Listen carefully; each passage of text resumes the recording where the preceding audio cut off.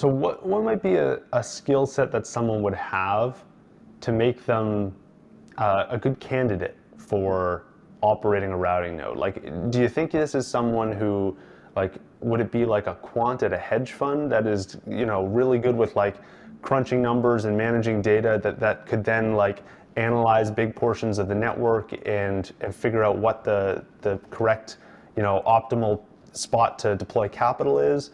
Or is it like, who might be a good candidate to operate a routing node? Well, it's interesting when it comes to just the fact of sort of routing traffic without selling channels or that. Then yes, I think there's going to be like quants deciding where to open channels and all this. But I think a large portion of the revenue for routing nodes is going to come from the fact of selling channels and selling capacity.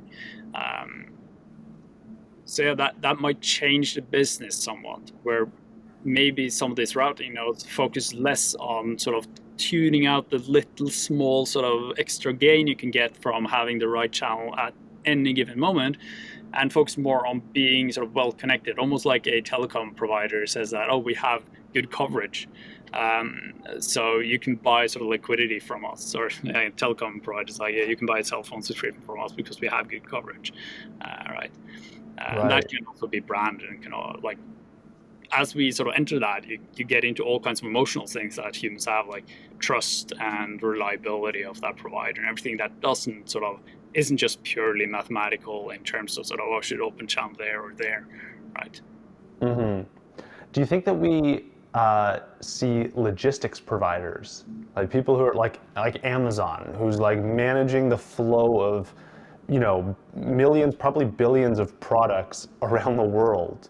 Do you think they would be a good candidate for routing money on the network? Because they're doing that in a physical sense, right? They're just routing packages, not money.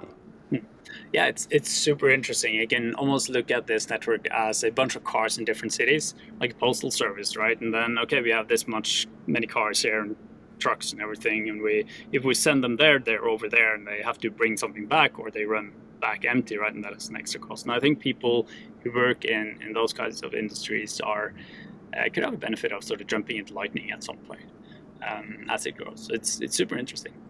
That would be really cool. I can only imagine if we saw, if we woke up one morning and one of the largest nodes on the network was the US Postal Service or something like that. I think everyone would get a kick out of that.